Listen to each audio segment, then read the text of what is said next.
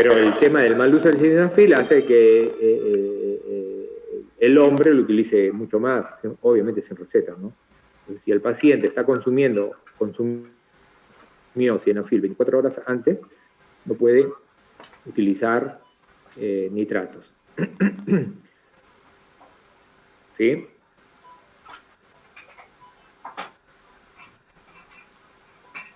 Va.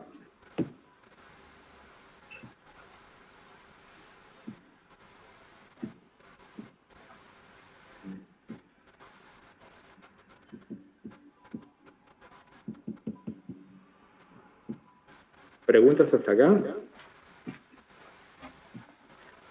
No, profe. No, profe.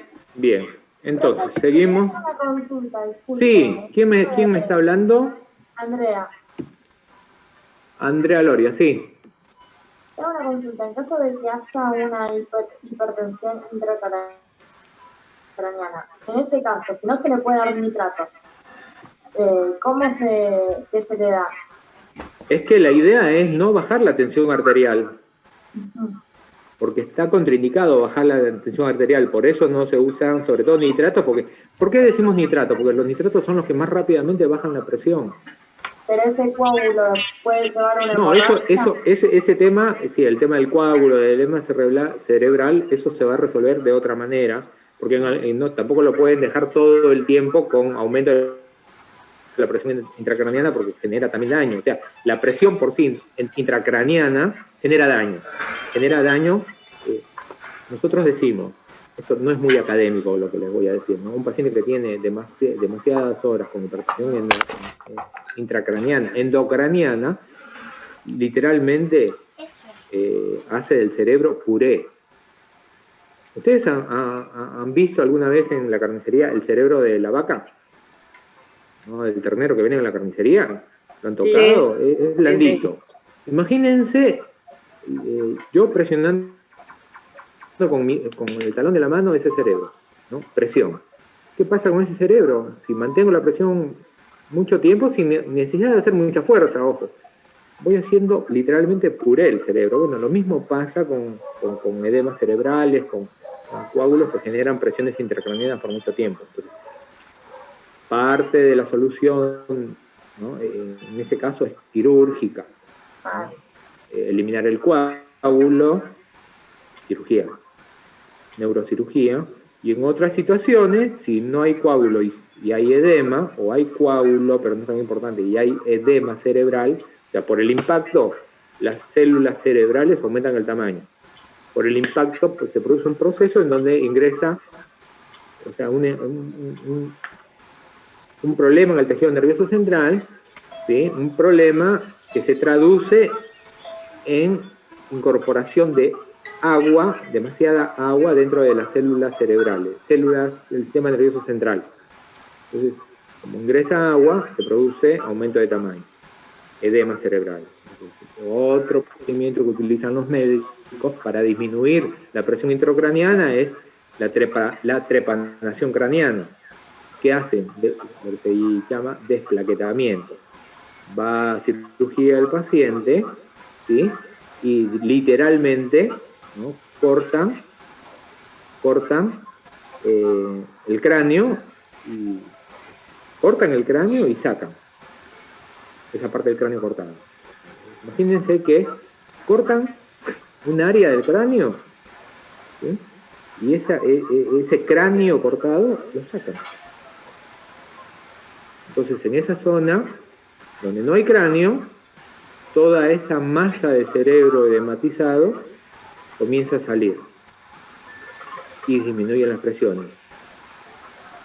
¿Por qué comienza a salir por ahí? Porque no tienen otro lugar por donde salir. Entonces, como no tiene ahora en esa zona que sacaron cráneo, no tiene nada que lo contenga, el cerebro utiliza esa zona, ¿sí?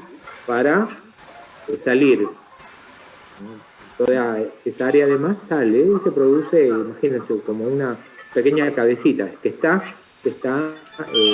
debajo del cuero cabelludo, obviamente, porque sacan la placa de cráneo y ponen el cuero cabelludo otra vez. Entonces uno va a sentir allí una zona blandita, que puede ser más o menos grande, una zona blandita. llama desplaquetamiento, y de esa manera disminuye la presión intracraneana. Cuando disminuye la presión intracraneana, en ese paciente que había subido homeostáticamente la presión arterial, al disminuir la presión intracraneana, la presión arterial comienza a disminuir solita. Porque ya no necesita ese corazón trabajar con presiones altas, hipertenso. Porque la presión intracraneana comenzó a bajar, porque lo desplaquetaron al paciente, entonces el corazón comienza a bombear con presiones más bajas, hasta que se pone en rango normal del paciente, ¿no? Con presiones normales. ¿Sí? Pero bueno, esos tratamientos son quirúrgicos. Eso lo van a ver cuando cursen críticos. Cuando cursen críticos 2. Objetivo del tratamiento de la cardiopatía isquémica, y volvamos al corazón. Los objetivos entonces es prevenir, dijimos, prevenir el infarto agudo del miocardio, prevenir la muerte, prolongar la vida, aliviar el dolor de pecho, ¿no? Los pacientes que cursan un infarto, gran parte de los pacientes que cursan un infarto, refieren el dolor de pecho como si un elefante estuviera parado en el pecho. Imagínense el dolor, ¿no? Lo refieren como que la pata de un elefante está puesta en el pecho del paciente. Es muy intenso. Entonces, aliviar el dolor, disminuir la isquemia cardíaca. Al disminuir la isquemia, acuérdense ustedes, el corazón puede estar en isquemia minutos, tal vez hasta algunas horas. Pero una vez que esa isquemia se convierte en, esa isquemia genera necrosis de tejido, no hay vuelta atrás. La isquemia genera dolor, la injuria genera dolor, la injuria generada por la isquemia genera dolor. Pero si ese tejido que está sufriendo porque no está siendo irrigado, ¿sí? Está en hipoxia, está en isquemia, recupera riego sanguíneo, ese tejido se recupera, no se muere. Pero si pasan varias horas, ese tejido que ahora está sufriendo termina muriendo. Y el tejido muerto, necrótico, no sirve más, no participa de la contracción del corazón. Y le recarga el trabajo del resto del tejido sano que quedó, que va a tener que hacer su trabajo más el trabajo del tejido muerto. Se va a esforzar más ese tejido miocardio. Y controlar los factores de riesgo cardiovasculares. Dijimos, el tratamiento tenemos medidas no farmacológicas, que fue las que vimos la semana pasada, y las estrategias terapéuticas van por el tratamiento médico, procedimiento de revascularización, angioplastía de stent, y después del evento, si el evento llegó a ocurrir, ¿no? Un infarto por ejemplo, rehabilitación cardiovascular, ¿no? Que es una serie de procedimientos que tienen que ver con ejercicios, dieta y demás, sobre todo ejercicio, que está dado por gente especialista en el tema, ¿no? Inclusive hay médicos que solamente hacen rehabilitación cardiovascular y están dentro de un equipo multidisciplinario en donde hay kinesiólogos, profesores de educación física, deportólogos, nutricionistas y demás. Rehabilitación cardiovascular.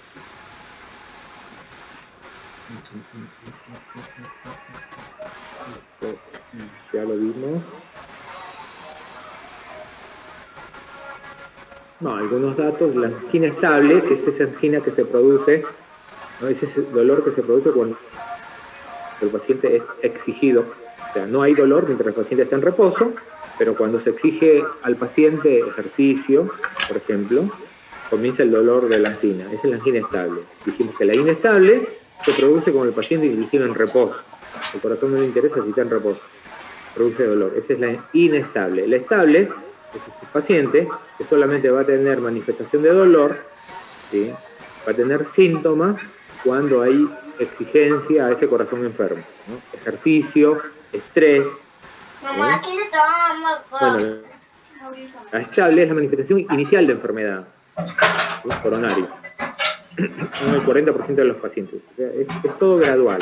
Corazón enfermo, angina inestable, infarto agudo del miocardio, muerte.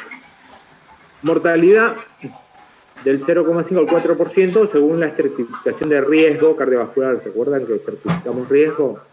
Se caracteriza por dolor precordial o equivalentes anginosos se llama.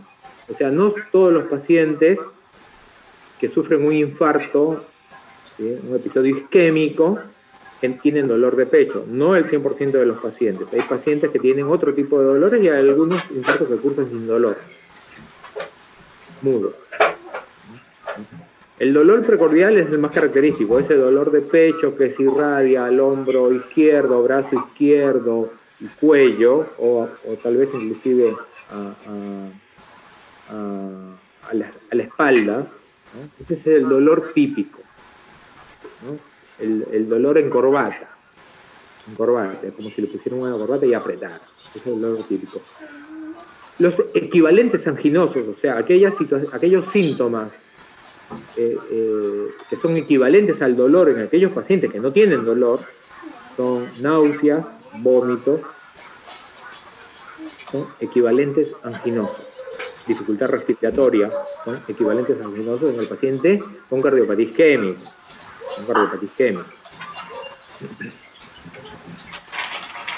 Otro grupo de fármacos, después de los nitratos, son los bloqueantes de los canales de calcio. Dijimos que los canales de calcio, el calcio es el ion que gatilla la contracción de la célula muscular. Y acá la célula del corazón es célula muscular.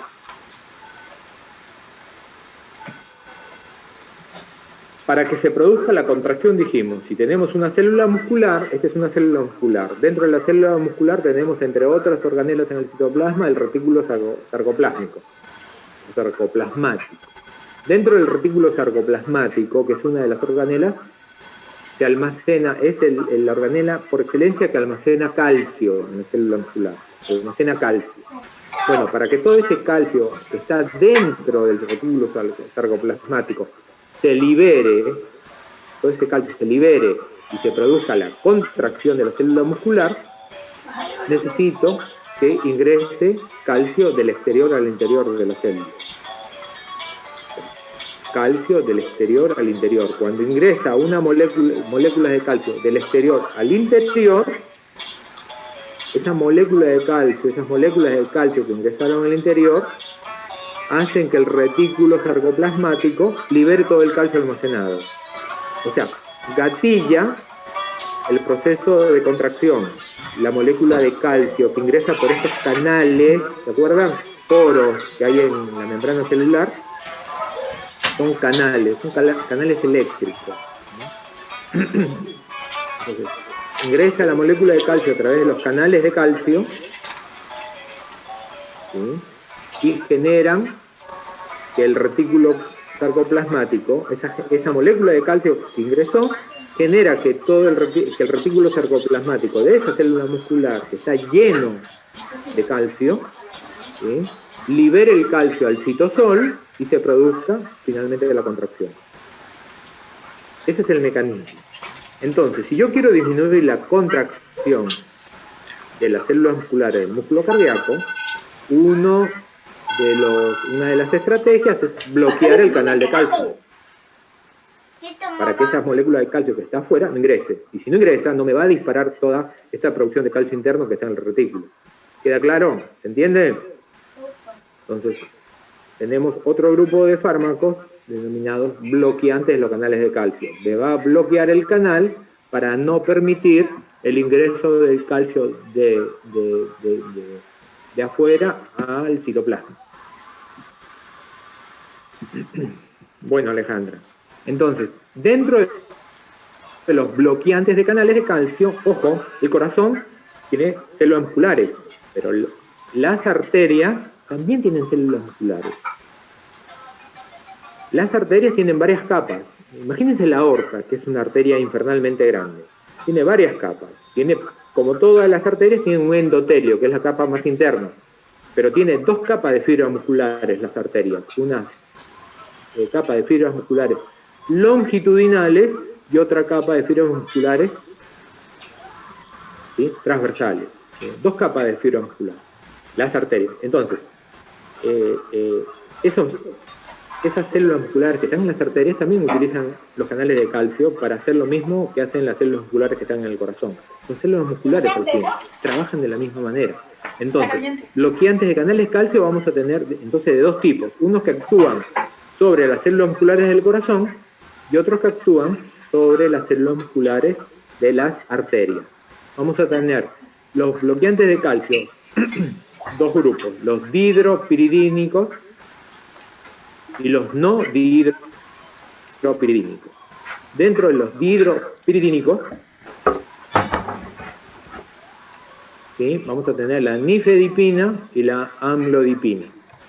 Y los no dihidropiridínicos, vamos a tener el verapamilo y el deltiazem.